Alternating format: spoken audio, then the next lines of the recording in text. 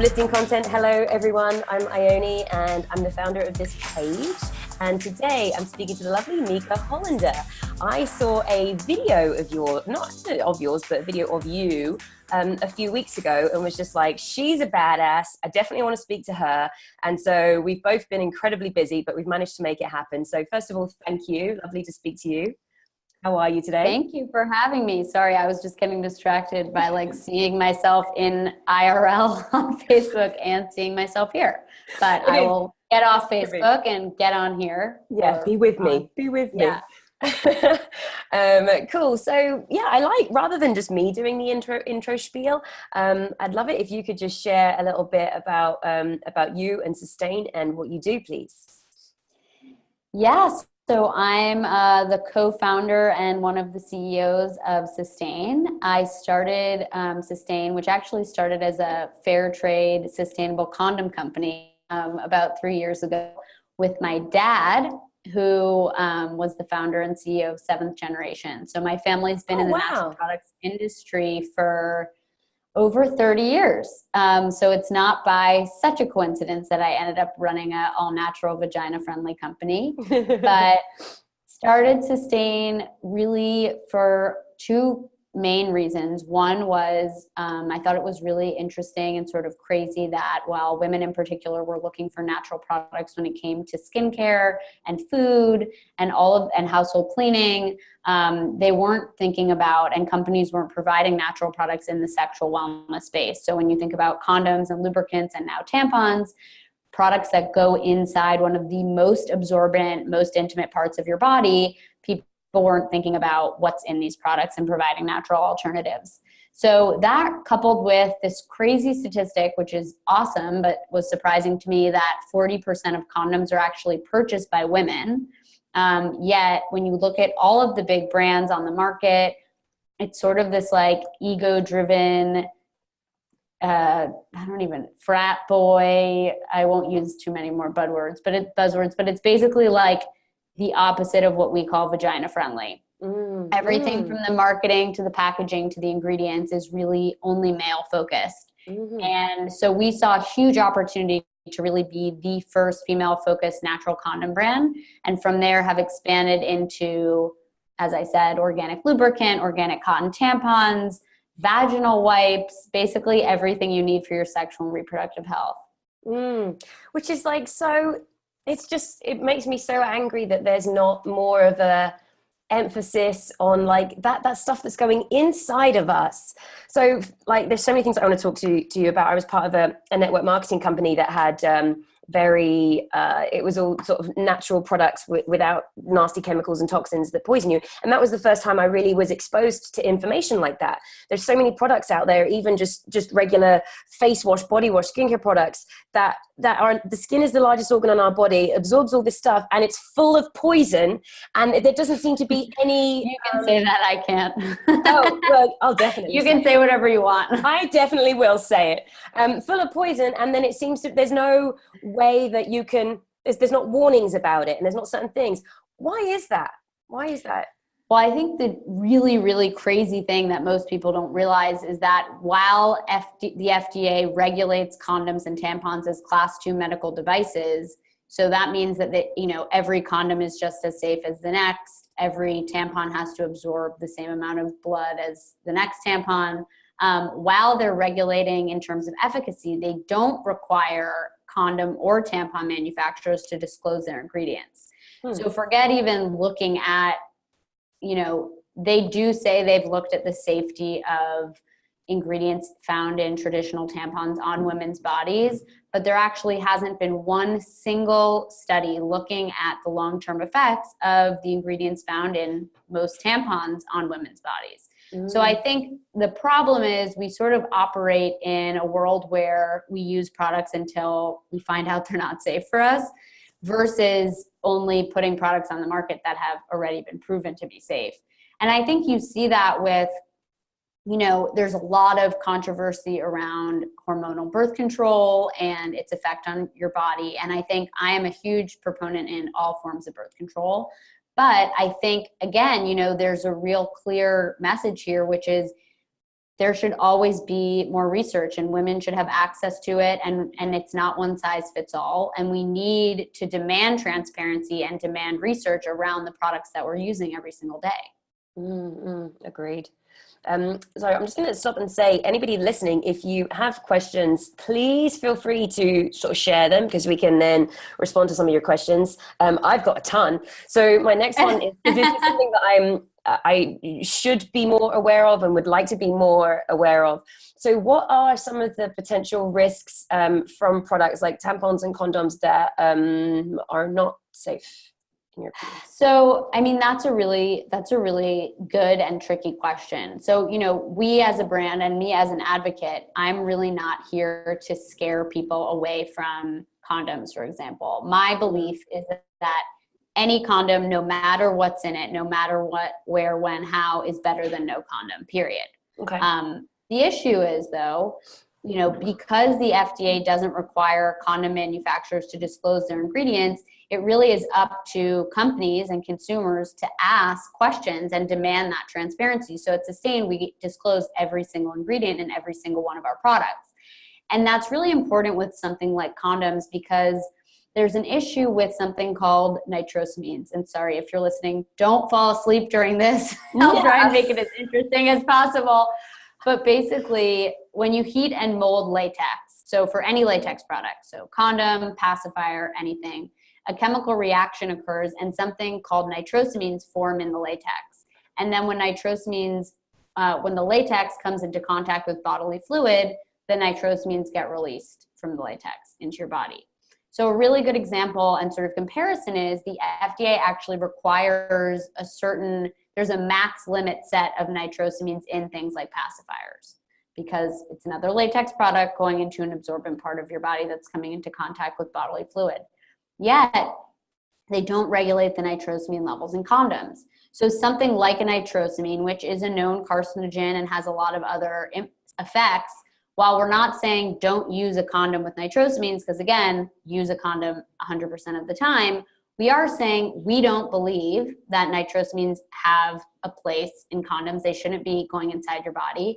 And we actually add a chemical blocker to our manufacturing process to prevent the nitrosamines from forming. So it's really all about a consumer's right to know. And our belief, again, is if you have a chemical that's a known carcinogen, if there's a way to prevent it from being in a product, why wouldn't you prevent it from being there? Yeah. So that's sort of my stance. And similarly with tampons, the lack of disclosure around ingredients, you just need to think about what you want going inside one of the most intimate absorbent parts of your body. Cotton is actually a pretty dirty crop. Most cotton is treated with a pesticide called glyphosate. You can look it up. There's been a lot of research around glyphosate, and there can be trace amounts of glyphosate if you're using a non-organic cotton tampon. So that's why for us, 100% certified organic cotton is critical, because again, with a questionable ingredient, even if it's in trace amounts, why would you want it sitting inside of your body? So that's really, I think a lot of people don't like hearing that, when people hear it's a class 2 medical device and it's regulated by the FDA, a lot of people assume, oh, well then there's absolutely nothing wrong for it. They don't want to ask questions. But again, I think that consumers and women in particular, for things that are going inside of their body, that are sitting in there, that are anything that goes into your vagina gets absorbed and goes straight into your bloodstream. So for any product going inside of you, just why not ask the question? So true. So just for anybody that's been joining on the call, and some people aren't sure what this topic is about, I'm speaking to Meika Hollender. She is, it'd be a bit of a random one if you've just sort of come in midway through about anything that goes into your vagina. It would be a fantastic place to join the Facebook Live. But we are talking about her company, Sustain, in which they provide feminine products and products like condoms and lubricants, things that go inside your body or on your body that are free from toxins, which is incredibly important. So thank you. That was a great explanation as to sort of some of the reasons of why we should be more aware of what's going on. And I love that you said use condoms regardless. They are more important. That's a really great point. So now could you tell us a bit about so then your products and the products that you have, and how the research or stuff, information behind those? Yeah, so we make a variety of products. We sort of talked about, as we said earlier, the fair trade, vegan, non-toxic condoms that we make. We also make an organic lubricant, which I want to talk about for a second, which is really important. So interestingly, a lot of the ingredients that women and men have heard about lubricants are similar with skincare. So when you're thinking about ingredients to avoid in skincare and personal care, you're probably hearing about things like parabens and glycerin, things that are endocrine disruptors and can sort of mess with your body. These are similarly things you want to avoid when it comes to a lubricant. So again, a lubricant is going inside one of the most intimate absorbent parts of your body. And the thing about a lubricant is, and this is true for vaginal wipes as well, is what some women don't realize is that your vagina, everybody's vagina has sort of their own natural pH balance level or pH level. And while not everybody has the same pH, everybody has most people have within a similar pH range. And in a lot of the products on the market that you would use on and around your vagina, whether it's a scented tampon, whether it's a silicone-based lubricant, whether it's a scented alcohol-infused glycerin-covered vaginal wipe, the issue is the pH level of these products tends to be either much higher or much lower than your vaginal pH. And so what happens is when these products come in contact with your vagina, they screw up your pH balance. And basically, I like to describe it as like your vagina gets sick. So your vaginal ecosystem, basically, it has this healthy bacteria going on. It's maintaining its healthy pH balance. And then something comes into contact with it and it's basically trying to fight it off. And your vagina kind of gets sick and this overgrowth of bad bacteria occurs. And what can happen to a lot of women is they experience something called bacterial vaginosis. And this is this overgrowth of bad bacteria. Now, I think something that's really crazy and really critical is that a lot of the symptoms that you get from bacterial vaginosis, or let's call it BV, you then think, oh, I have this smelling and itching going on. I have abnormal discharge. So how am I going to deal with this? And so a really natural reaction from a lot of people is, oh, I need to go buy a scented tampon. I need to go buy a vaginal wipe. And that can actually perpetuate the problem and make it a lot worse. So you need to first sort of get familiar with what's normal and abnormal for your own vaginal ecosystem. And then really, really, I can't stress enough, avoid these products that are going to throw off that balance. 84% of women who have BV don't even know they have it. And so, it's really important for you to get in tune with your body and make sure you're not using products that cause BV or sort of exacerbate it, because it can become really uncomfortable. So when you think about our organic lubricant or our compost play vaginal wipes, or even our tampons, and our body wash, we have a whole line of products. Everything has been formulated as to not disrupt that pH balance. So important. And so do you think that the reason that other people don't seem to care about this, other manufacturers of these products, is it just laziness? Like, is it more expensive doing it this way? Like, why does nobody seem to care about this? Obviously you guys do. Why do old white men who have been running consumer packaged goods companies not care about our vaginas? Oh yeah, great point. Because they just care about it's not all. I don't want to stereotype, but I think you think about any industry, and honestly, I think this goes back to a much bigger issue of female sexuality and how we've talked about, or really not talked about, sex as it pertains to women and sort of everything that goes with it, sexual and reproductive health. How do you expect in a country where, our legislators don't think we deserve access to free birth control, that they're going to be really thinking about what's, the ingredients in our vaginal products and how that's going to impact our pH balance? So because of the national and sort of societal epidemic of stigmatizing sex, particularly for women, and really a misunderstanding of female sexuality, I think that has taken form in so many different ways, whether it's reproductive rights, whether it's what's in these sexual health and sexual wellness products. There's a lot of sort of legs that have happened based on this stigmatization. And I think things are changing. We're having these conversations. Women are now demanding not only the right to know what's in these products, they're demanding reproductive rights. People have really woken up and spoken up. And I think, honestly, it's all interconnected. Everything you're seeing with this whole sexual assault movement, you're seeing people find their voice, use their voice, and demand change. I think every aspect of this larger women's rights issues, plural, is changing the conversation around everything right now. Really great point. This is fantastic. Not the situation, but talking to you. I'm just going to read through some comments. We've got Cookie from California. Paul says, Wagwan. Where are you from, Paul? Vanessa's here from Dallas. Hailing Island. Oh, I love it. Vanessa says she can't use anything with latex. I think that's a common thing, isn't it, with people? Yeah, it's actually a really small percentage of the U.S. population that has a latex allergy. But I think the thing is, if you have a latex allergy, don't use Sustain, because these are natural latex products, or the condoms are. But what actually most people are allergic to or sensitive to is the protein level in the latex. So we have reduced the protein levels in our latex condoms by 75%. So we do have a lot of women and men who had a sensitivity towards latex. Or was it the latex? Was it the spermicide? Was it the dye making the condom red? There can be a lot of funky ingredients in there. So we've reduced our protein levels by 75%. So a lot of women in particular who used to experience sensitivity or irritation to other condoms don't experience it with Sustain condoms. But again, if you actually have a latex allergy, I don't recommend you use Sustain condoms. Yeah, thanks for clarifying. Anu says, glad you're talking about it. Awareness is so important right now in mass production of everything. Very great point. Natural feminine products. Oh, I think she was letting people know what was going on. Ashley says, her accent is everything. I think that was about me. Yeah, I was like, I don't have, maybe I have, where are you from? Maybe, you know what she could be. Totally, yeah. If she's English, she might be loving your accent. So who knows? It could be either one of us. It's a 50-50. Nishika says, okay, I'm out, which is interesting because I just feel like you, and actually I think I saw that in the video that I saw of you, you get backlash from people, for talking about this, as if somehow educating women on keeping your private parts free from toxins is somehow not a good thing to be doing. How do you, how do you deal with that?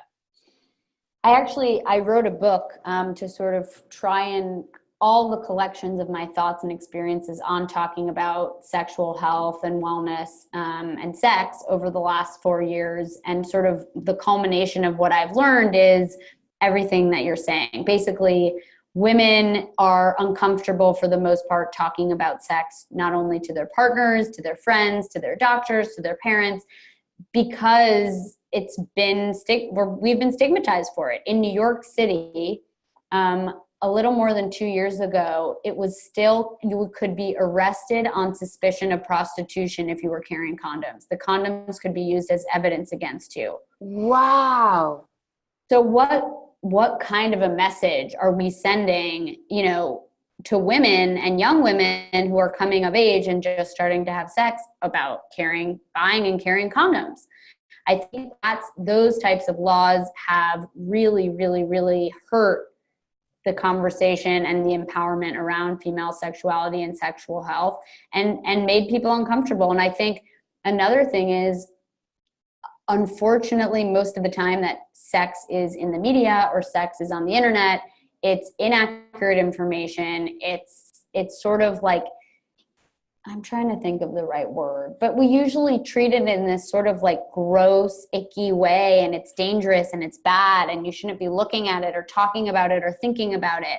And so of course I'm not surprised somebody hears that you're talking about sexual health and vaginas and they're like, oh my God, this is probably porn. I need to get off my computer. So it's not surprising. I mean, we used to have our company's website used to be sustaincondoms.com and we changed it to Sustain Natural a few years ago.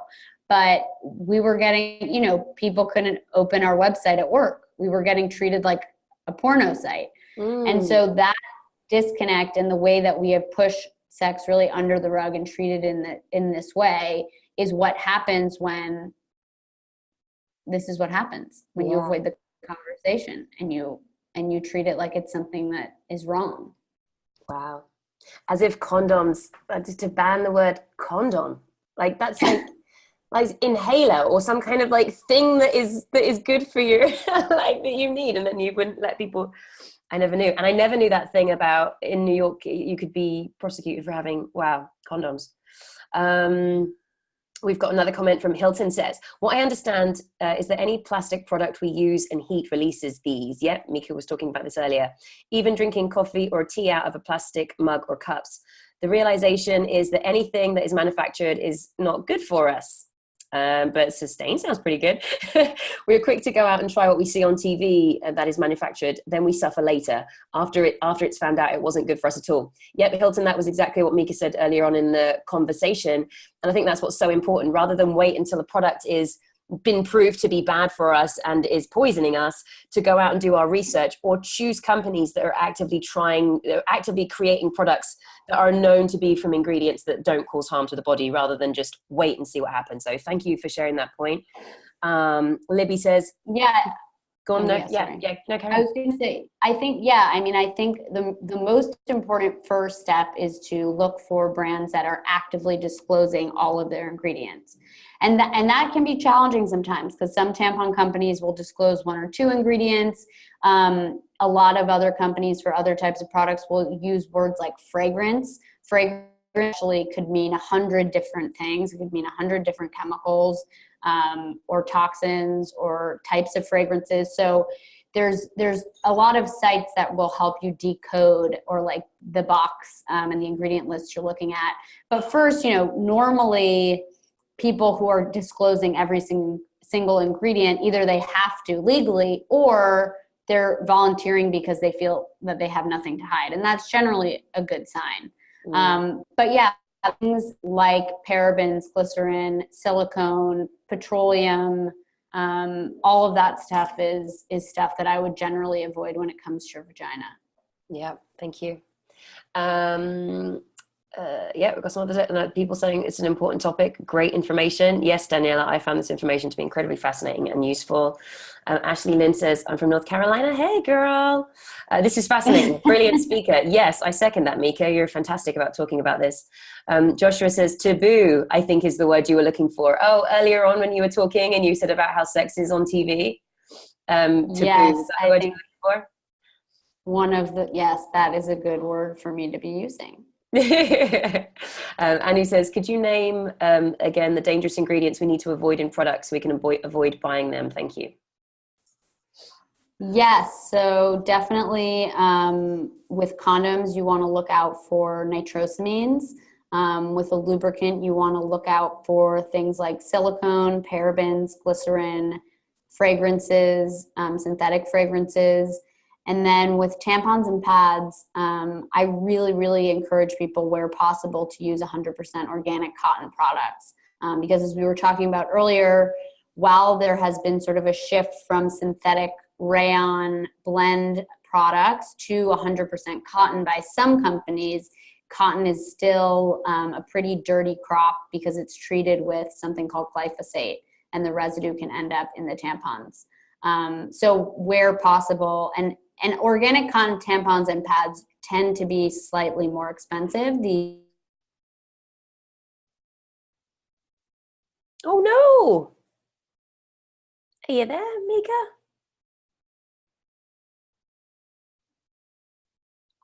I may have lost her.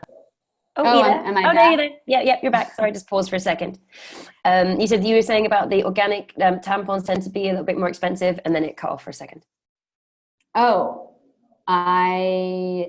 what was I saying? That's what I was saying.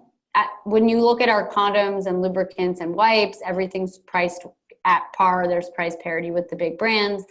Organic cotton is a more expensive ingredient. So it's challenging to price it at the same price point right now for us. Right.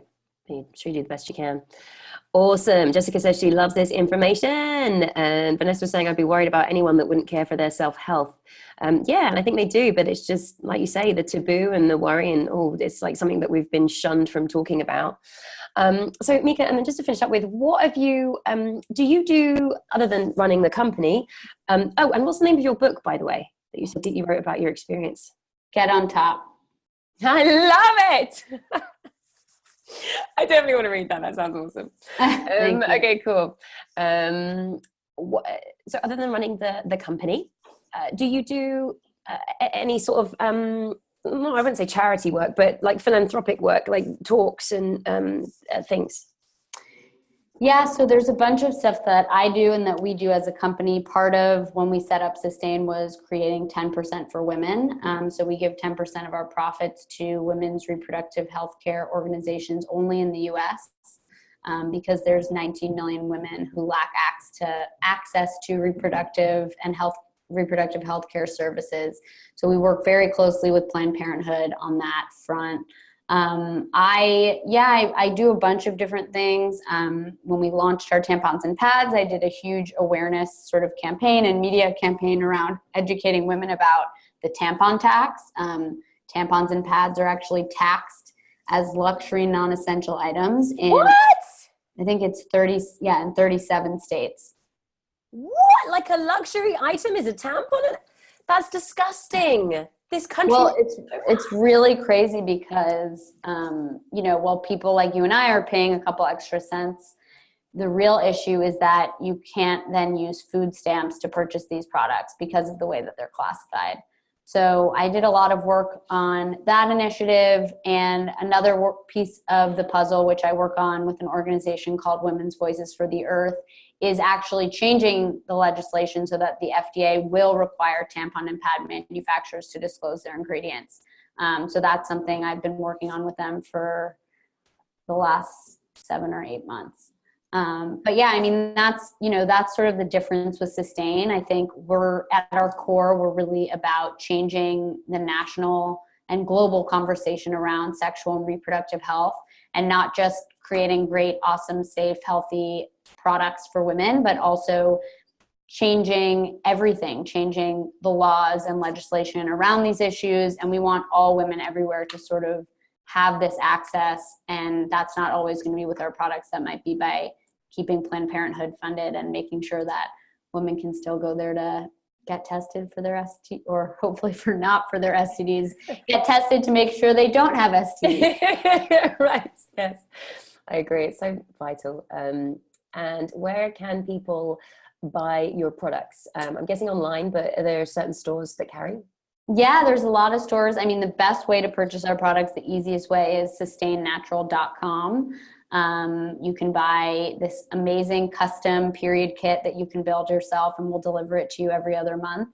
We sell all of our products at sustainnatural.com. And then we sell, at a ton of different retailers. We're in all the Whole Food stores, Bed Bath & Beyond, Kroger's, a bunch of other natural food stores. We're in about 5,000 stores across the country. Gotcha. Perfect. Thank you so much for sharing this information. It's so vital. I've learned a lot. I'm sure that other people watching have learned a lot. Thank you for having me. Oh, my pleasure. I'm a Sustain convert. I'm not putting that stuff in my body anymore. Not the other nasty stuff in my body anymore. Because and it's been, and I think it was like I was in CVS trying to find organic tampons a little while ago and I couldn't. So, because somebody had told me about the risks of it, and I was like, yeah. And then I couldn't find it. So now I know where to go. So thank you. Now you have Sustain. Yay. Thank you so much for having me. My pleasure. Take care. Thanks everyone for watching. And thank you, everybody. Yay. I'm about to go traveling some more now, but I'm going to try doing my Facebook Lives with you when I'm not on an airplane and at a reasonable hour. So stay tuned for those. But thanks from us. Bye.